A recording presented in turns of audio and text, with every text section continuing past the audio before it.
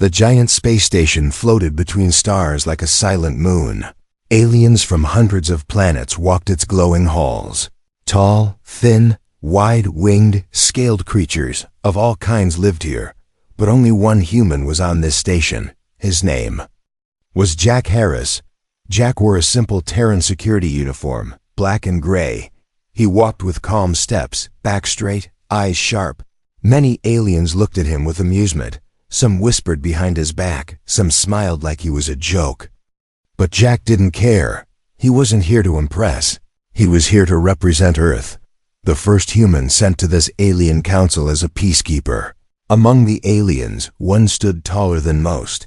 She had sharp armor, violet eyes, and strong arms. Her name was Vakari, a Draxan warrior. Her species respected only strength and challenge, and to her, Jack looked weak, soft, and out of place. Vakari first poked him with words.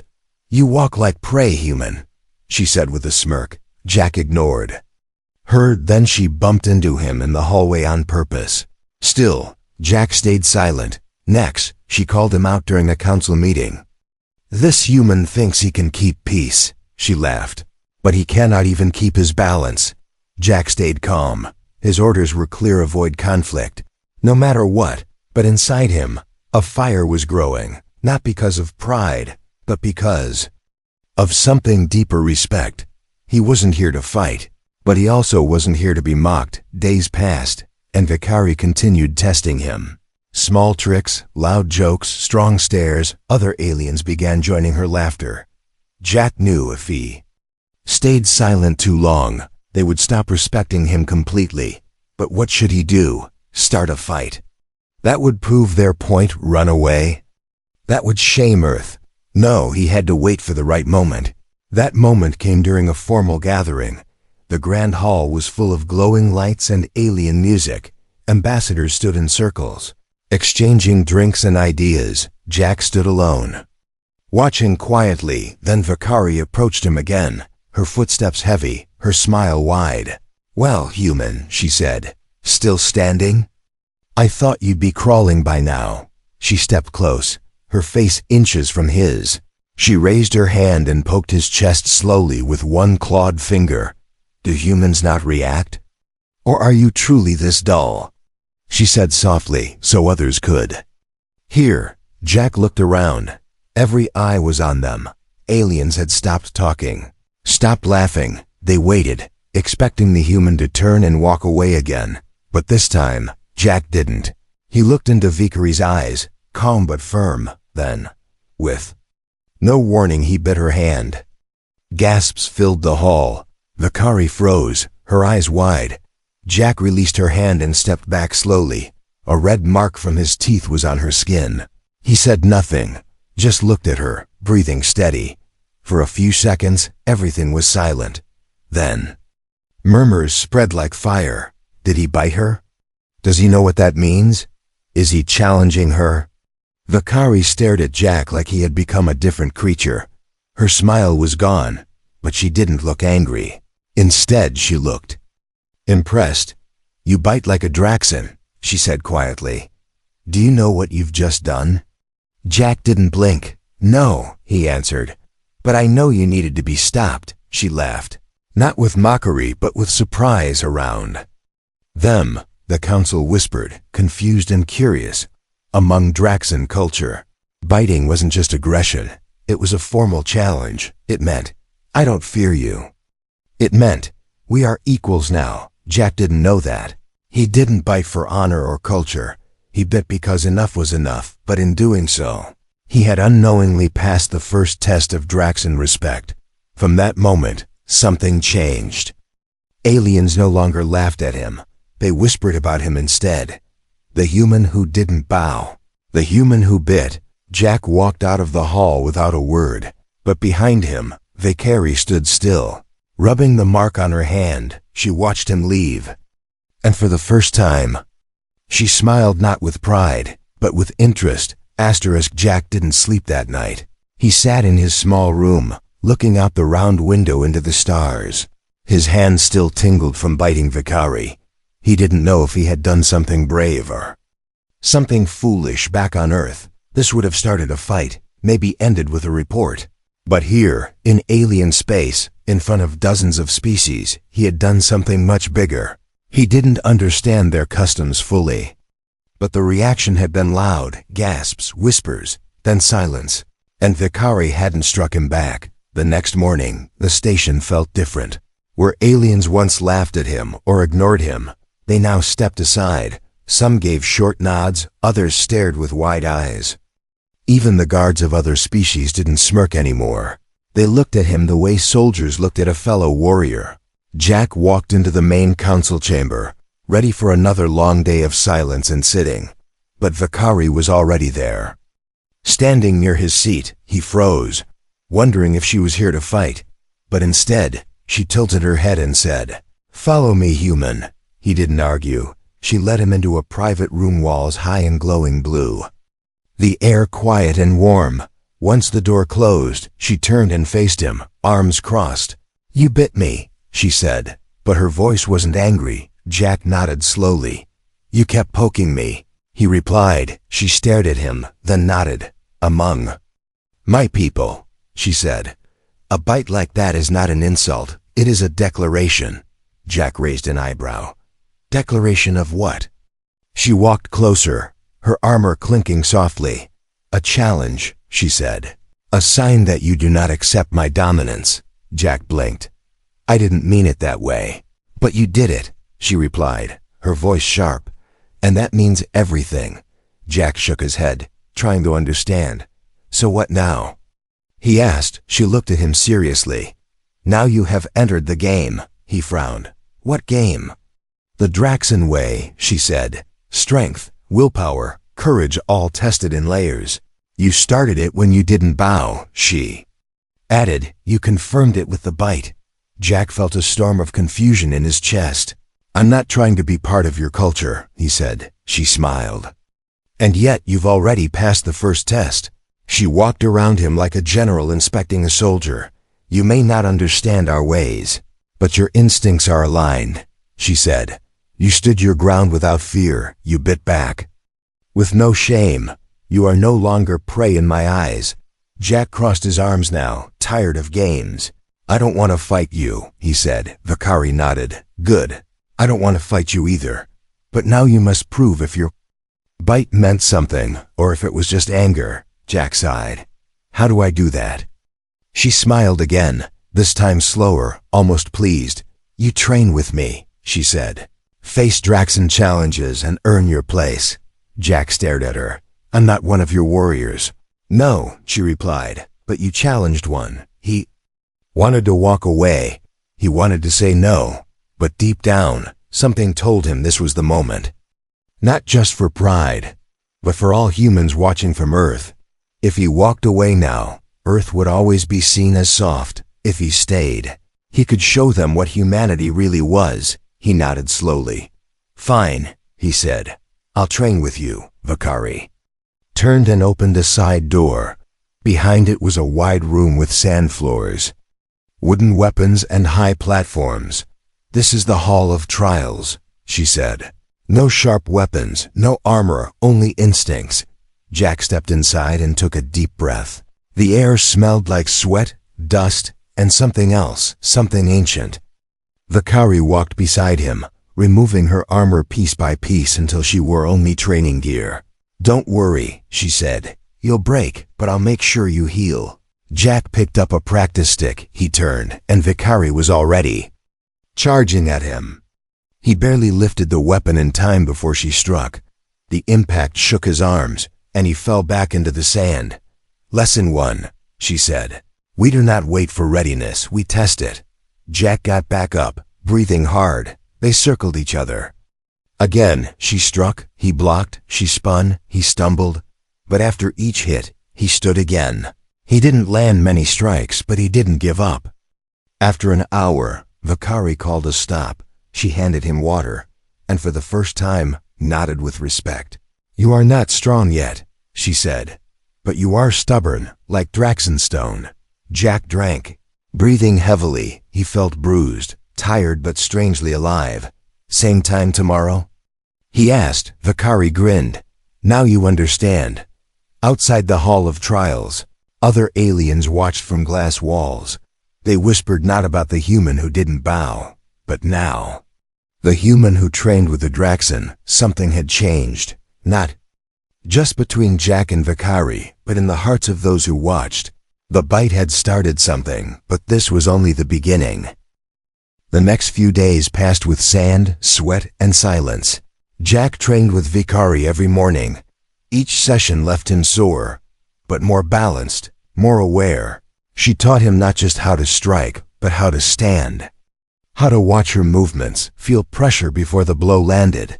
She never went easy on him, and he never asked her to. But even outside the training hall, things had changed. Aliens who once mocked him now moved aside respectfully. Some offered him advice, others offered food. Even guards from different species nodded when he walked past. They didn't laugh at the human anymore. Jack didn't train to impress anyone, but respect felt good. Still, he wasn't sure what this was all leading to. Why was Vakari pushing him so hard? On the 6th day of training, she stopped mid-duel. She dropped her staff, breathing calmly, and said, "Jack, walk with me." He followed her to the highest part of the station, a glass bridge that stretched above the stars. Here, it was quiet. No guards, no noise, only the endless sky below them. She looked out at the stars, arms behind her back. "You have passed more than the first test," she said softly. Jack leaned against the rail, rubbing his bruised arms. "I didn't know I was being tested. That's what makes it real," she replied.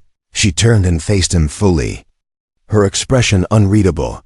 In Draxen culture, challenge is the first step to bonding. Jack frowned. Bonding? Like partnership? She nodded. Yes, but not just romantic.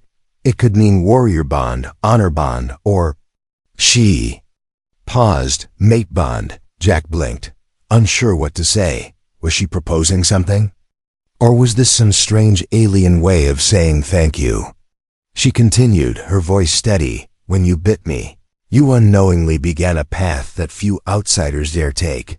Draxen do not choose weaklings," she said. "We challenge those we see potential in." Jack stayed quiet, his heart beating louder now. She walked closer, her voice low. "You could become my honor bonded, my chosen warrior beside me. I would fight with you, bleed with you, trust you in war and in council." Jack looked into her eyes. There was no joke there, no test, only truth. He thought about everything he had seen from her, the way she respected strength, the way she trained him, the way she looked at him not like prey, but like an equal.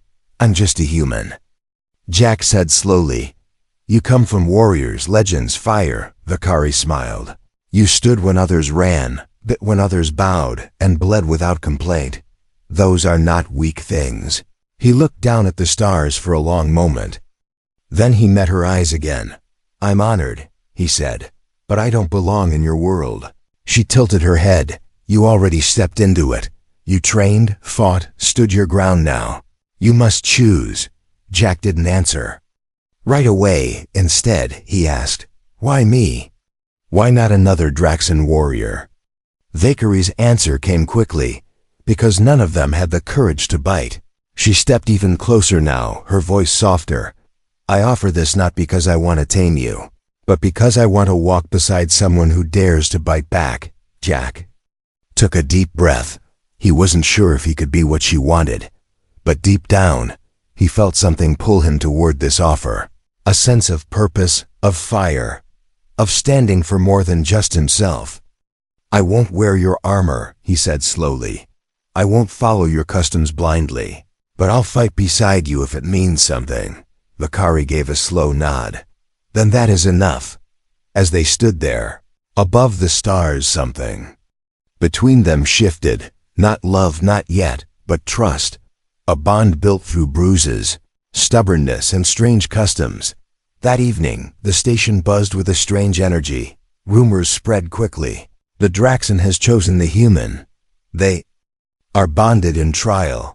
What does this mean for the council? Many alien leaders grew worried. A Draxen-human bond? That could mean military alliance, power shift, fear. Some feared the rise of Earth. Others feared the rise of Vakari herself. One ambassador, a sharp-eyed lizard-like alien named Commander Ras, watched silently. He whispered to his assistant, "If they unite, others will follow. We must act before that happens." Behind the glow of alliance, shadows began to move. Jack and Vakari didn't know it yet, but their bond had started more than respect. It had started fear in the fine way. Hearts of others, and fear brings danger, sooner than they expected. They would have to face not just training battles, but real ones. The bite was the beginning. The bond was the spark, and now, something darker was coming. Asterisk. The space station no longer felt calm. Whispers traveled faster than the light through its metal halls. Every ambassador, every soldier, and every guard knew what had happened. Vakari, the Draxan warrior, had chosen a human as her bonded equal, and that scared many powerful aliens. In private rooms, diplomats debated with worried eyes. What if Earth rises too quickly? Can we trust a species that bit into our culture like that? Others asked, what if other Draxan follow her example? Fear had crept in, not of war, but of change.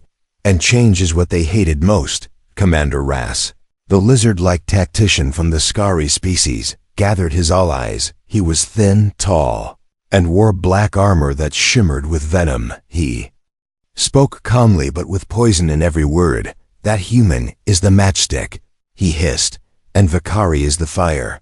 If we do not smother them now, they will burn us all. They planned in silence. They couldn't attack openly, not yet. But if they could remove the human, quietly, things would go back to normal. Ras smiled with sharp teeth. One accident. That's all it takes. Jack, unaware of the storm building, continued his training with Vakari. He was stronger now, more balanced, more focused. She tested him every day, harder than before, but her eyes were warmer now, and her voice less cold. They spoke more, not just about combat, but about ideas, history, and Earth. She asked questions no alien had ever asked him before. What is snow? What does music feel like when it rains? Why do humans laugh when they're sad? One evening after training, they sat near the observation deck. Jack looked out into the stars and said, "Where I come from, nobody would believe this. A warrior like you and a man like me standing side by side." Vakari smiled gently. That is the problem with belief. It often limits truth. Their bond was no longer just honor, it was becoming something deeper. But that night, shadows moved behind the scenes. Ras had sent his agents, silent assassins trained in toxin and traps. Their orders were simple.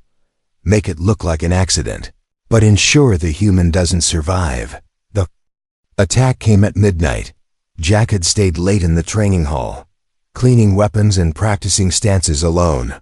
He didn't see the first assassin until the blade swung past his face. He ducked, rolled, and grabbed a practice staff just in time.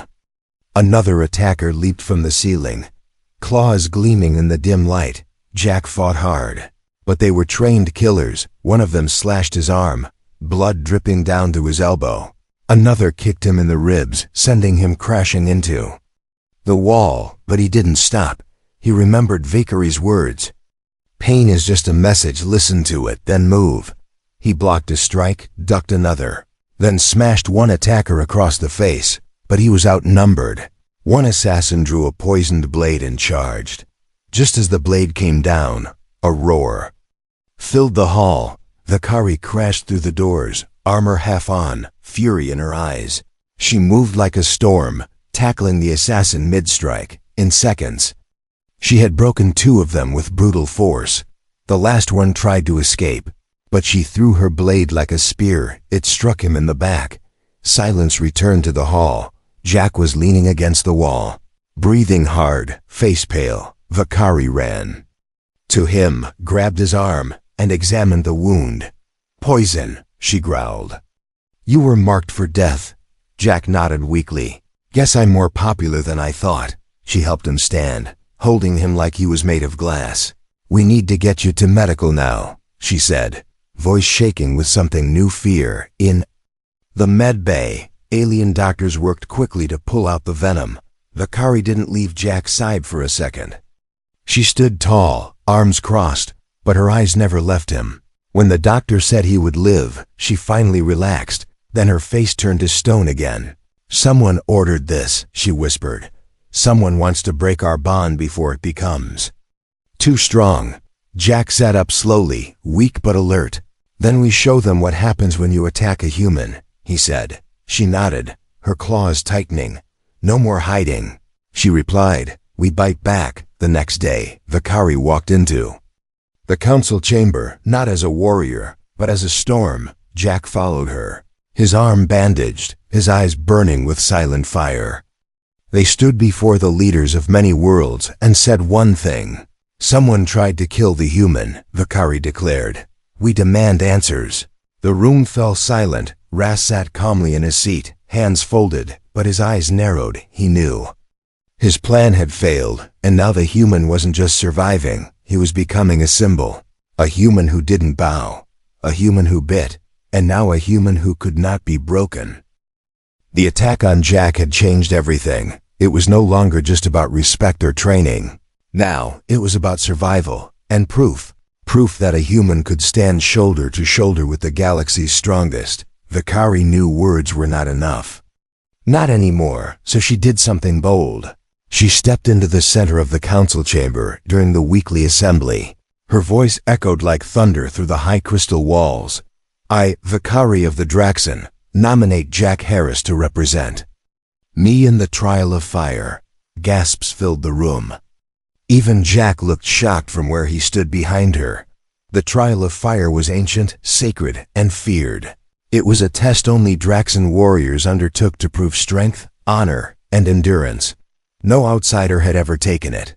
None had even dared. One of the council leaders stood and barked, "Impossible, the trial is not meant for humans." Vakari narrowed her eyes. "Then let this be the first time," she said. "Or admit that strength is not welcome here." The chamber fell into tense silence. Ras, the Skari commander, smiled thinly. If Jack accepted and failed, Earth would lose all respect. If he succeeded, things would change forever. Jack stepped forward slowly. He looked at Vakari, who gave him a single nod.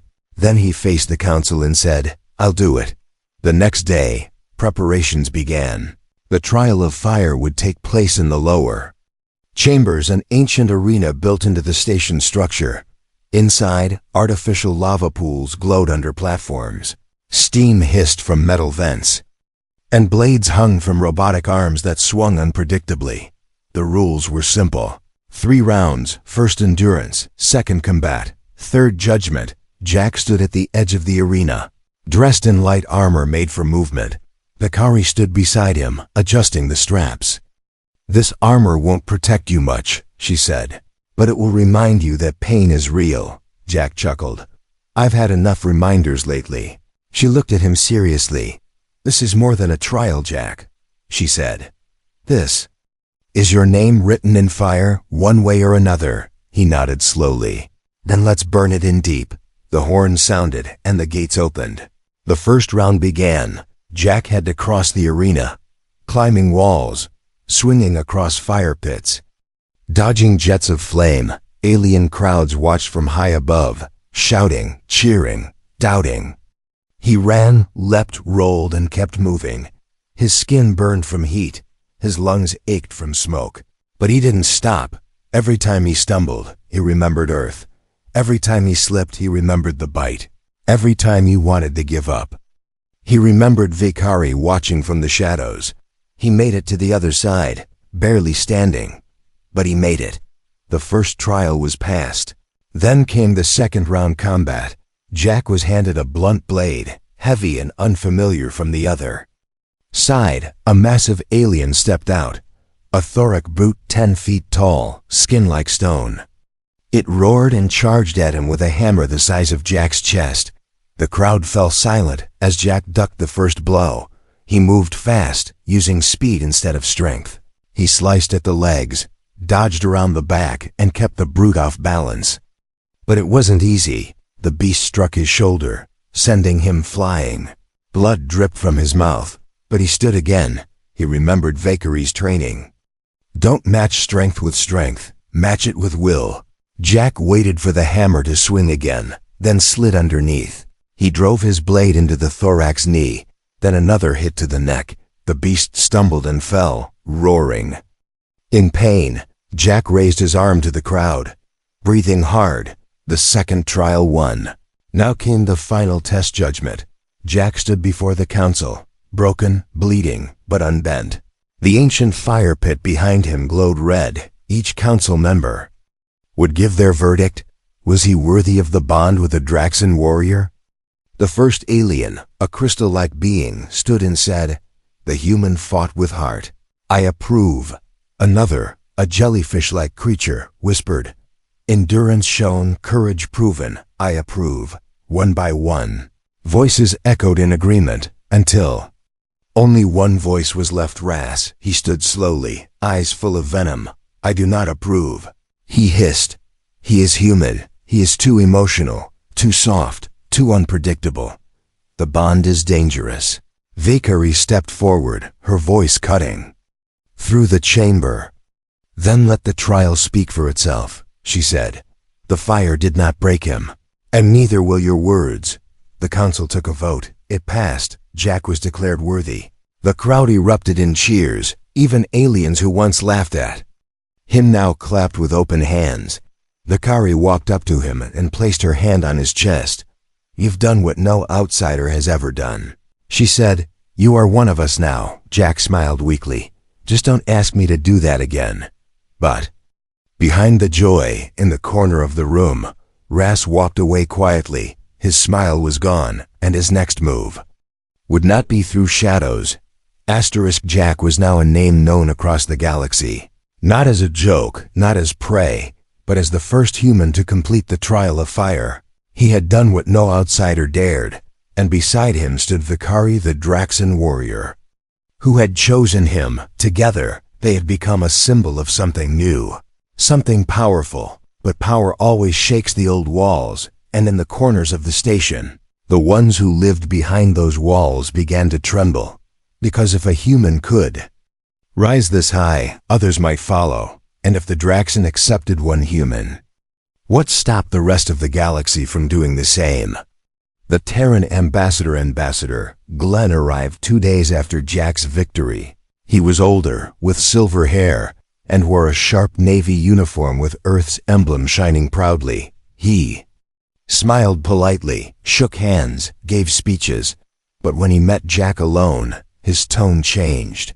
"You've made quite a mess, Corporal," Glenn said in a quiet voice. Jack raised an eyebrow. "I thought Earth would be proud." Glenn leaned in. "Pride isn't the problem, attention is. You've made yourself into a symbol," he said. "And symbols are hard to control." Jack folded his arms. "I didn't do this to be a hero. I just didn't want to be pushed around." Glenn sighed. "Well, now every alien diplomat wants to know what your next move is. And Earth wants you to step back quietly." Jack stared at him in disbelief. "You want me to walk away from everything? The bond with Valkyrie, the respect I fought for?" Glenn didn't flinch. "Yes, for now. We'll negotiate, make deals. Use your story in our favor. But you stepping down keeps things calm." Jack felt heat rise in his chest. After everything he had endured, the fire, the wounds, the near-death attack, this was the thanks. He said nothing, but his silence spoke louder than any words. That night, Valkyrie found him pacing the garden dome. The air was warm, and the stars shimmered through the glass above. He looked up as she approached, his face tense. "They want me to step away," he said. "Earth wants to play politics." Valkyrie stood beside him, arms crossed. "I expected this," she said. "Humans move carefully when the ceiling starts to crack." Jack turned to her. "What ceiling?" She met his eyes. "The one that kept your kind beneath everyone else. You broke it, and now they're scared the pieces will fall on them." He sighed deeply. "I didn't ask for this." Valkyrie stepped closer, her voice softer now. "No warrior asks for the weight of change," she said. "But the ones who carry it are remembered."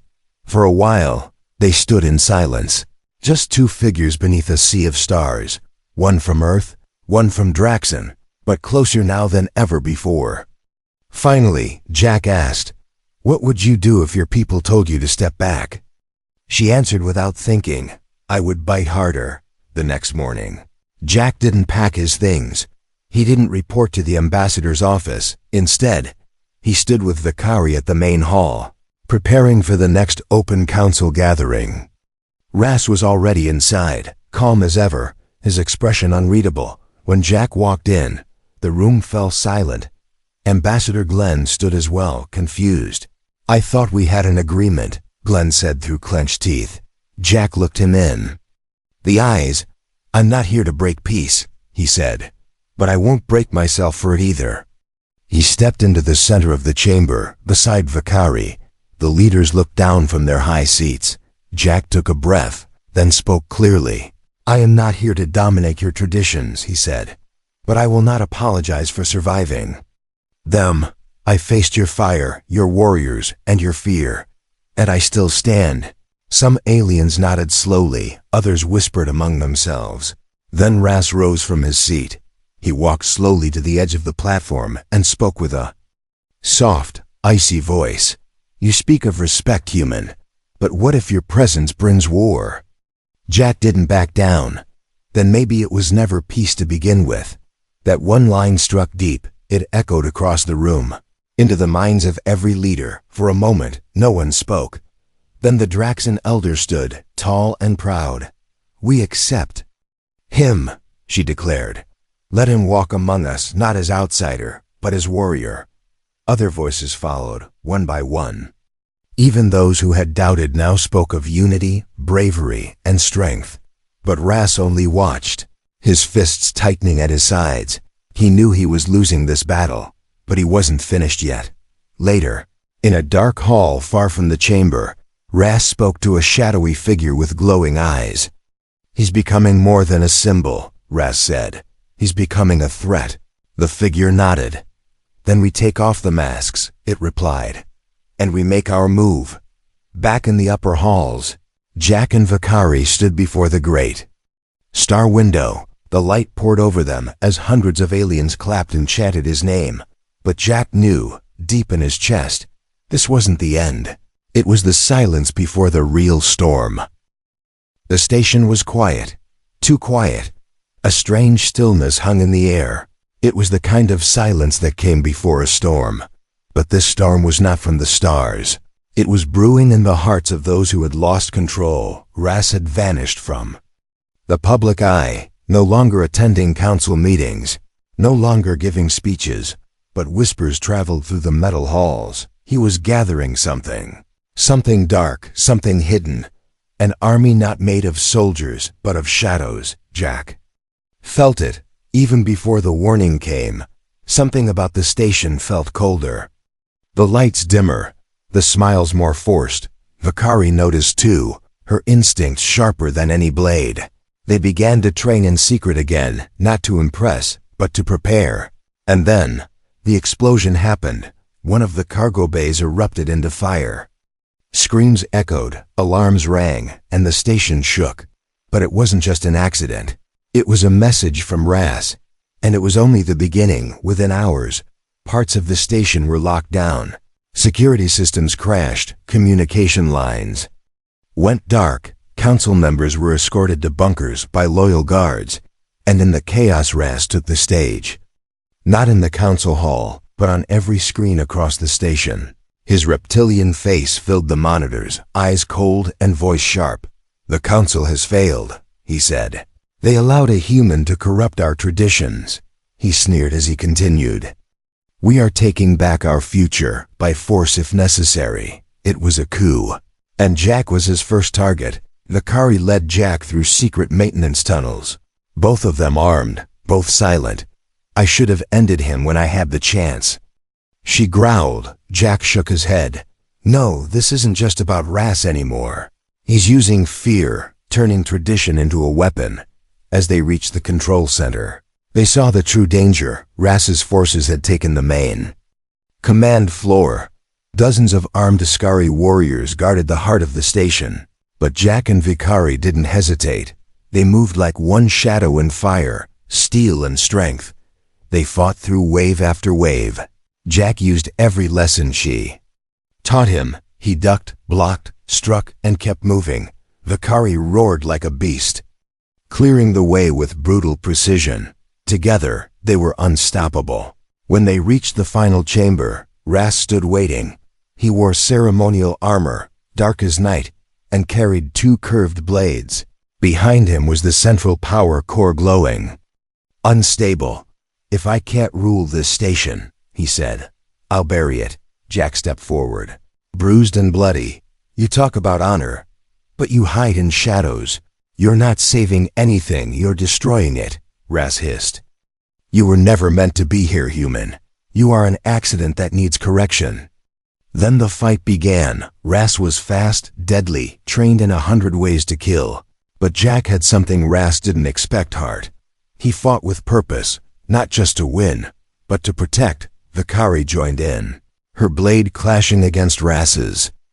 In a dance of fury and flame, the fight raged, metal on metal, growls and grunts, until finally Jack caught Ras's arm, pulled him forward, and bit him. Right on the neck. Ras froze, his eyes wide with disbelief. It wasn't a killing move, it was a message. A message to everyone watching through the hacked screens. The same message Jack had sent long ago. "I am not your victim. I am not your enemy. But I will not bow." Vikari disarmed Ras in that moment of shock. He fell to the ground, weaponless, defeated. Jack looked down at him. "Your time is over," he said. "Not because I'm human, but because I'm stronger than your hate." Security forces arrived and took Ras away. The station systems returned, and peace was restored. But something deeper had changed. Later, in the Great Chamber, Jack stood once more before the council. But this time, there was no debate, no fear, only respect, one by one. The alien leaders stood and clapped. Not because he was perfect, but because he proved that strength came from spirit, not species. Vikari stood beside him, tall and proud. She looked at him and whispered, "You've done more than survive, Jack. You've rewritten the meaning of warrior across the stars." Jack smiled. "I didn't do it alone." She grinned. "No, you bit first, but I stayed." From that day forward, Jack Harris was no longer known as the human. He was called Ironbite, the warrior who never bowed, the one who faced monsters, not just outside but inside hearts, and changed a galaxy with one bite and one choice, not to fight for pride, but to fight for peace.